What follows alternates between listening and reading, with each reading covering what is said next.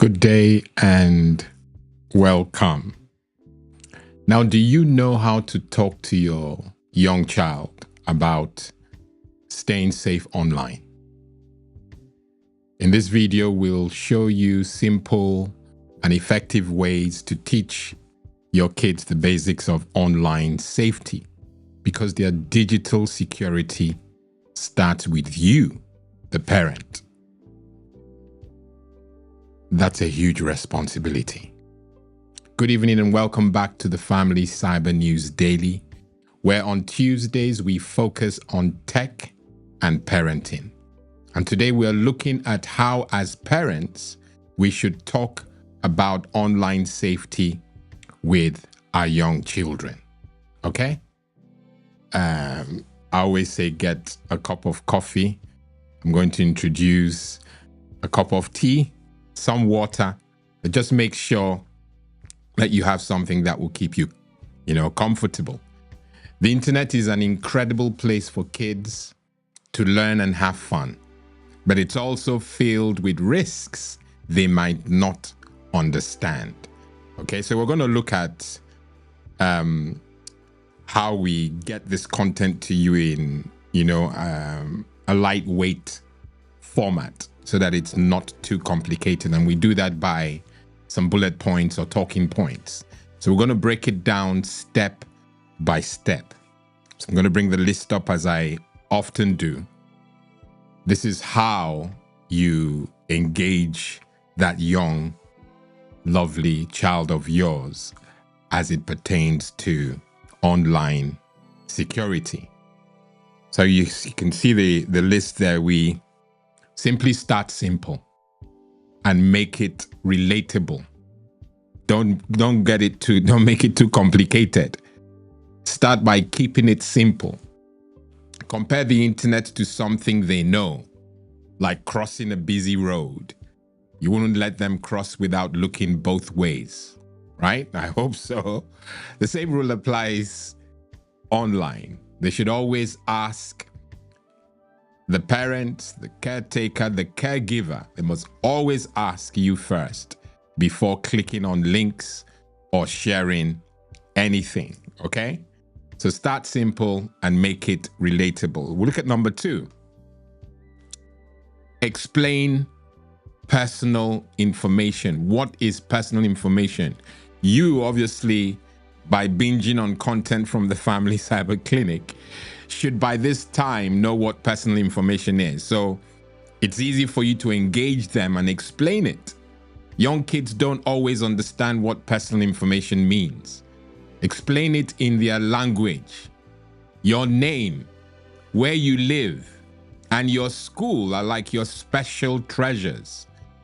We don't share them with just anyone. You can make it fun by role playing, safe and unsafe situations. Crucial. Absolutely crucial. We'll look at number 3, and there we can see teach safe online habits. Habits are everything to our young ones, okay? Key rules. These are the rules of the kingdom. And then you can tell them, and we're just going to branch off and come back to that. If you want to teach them safe online habits, a first key area that you can focus on, like the key rule, we never share personal information without asking a parent or an elder brother, elder sibling, or the caregiver in the home. Never share personal information when you're being asked without a parent's consent or without asking a parent. That's crucial, okay? These are the rules of the kingdom. And number 2, don't talk to strangers online. If you won't talk to strangers offline, why would you allow them talk to strangers online? And in their gaming platforms, whichever way you want to see it, they speak to strangers. So don't talk to strangers online, even if they seem nice. In fact, if they seem nice, that's a red flag. Okay? Don't talk to strangers online. And then number 3 there, tell a parent if something feels weird or scary. Now, I know that if you don't have the open door policy that we promote on this platform, if your child sees or feels weird or scary about something, if they constantly feel that the parent always blames them when those things happen, then they will close shop.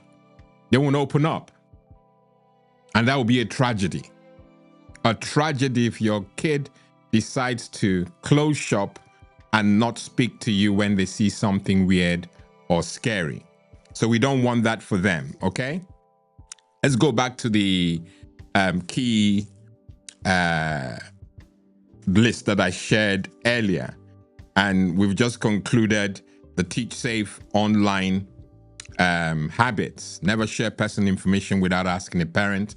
Don't talk to strangers online, even if they seem nice. And tell a parent if something feels weird or scary. Now, if we go to number 4, we see there, use tools.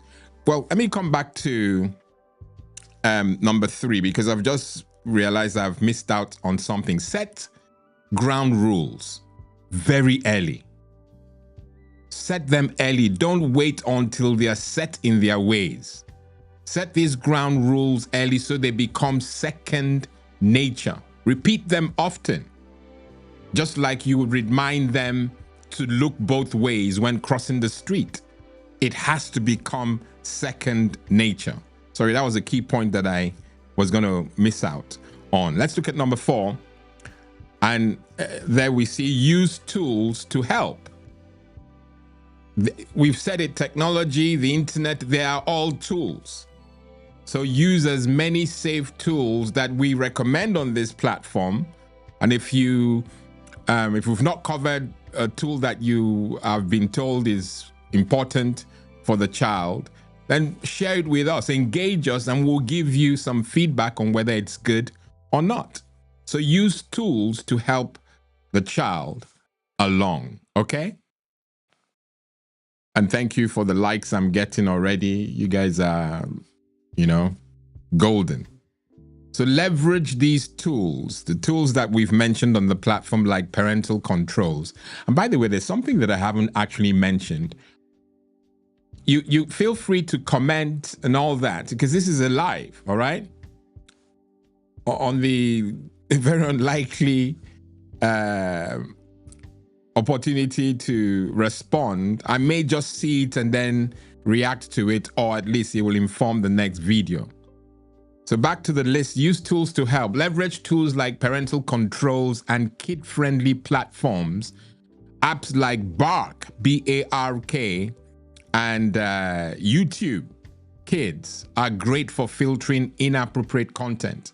But remember that these tools work best when combined with conversations. It's not a set it and leave it, or take the laptop, take the tablet, and leave me alone, go away. No, we have to be engaged. In fact, let me double down on that. You have to be engaged with your child's journey. There are no, they're non-negotiables. Non-negotiables, wow. That was hot. You can't negotiate this or outsource this to somebody else. It's your responsibilities.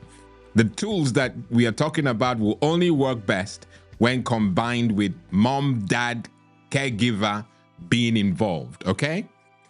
And now let's look at the last, but as we do, not the least, build trust through communication. In fact, it sort of ties into step 4. Build trust through communication. Communicate with the kids. This is a no-brainer. Encourage your kids to come to you about absolutely anything they see or hear online. Tell them no matter, and you have to tell them that. Let them hear it from you. No matter what happens, you can always tell me, son, daughter, always, I'm here to help.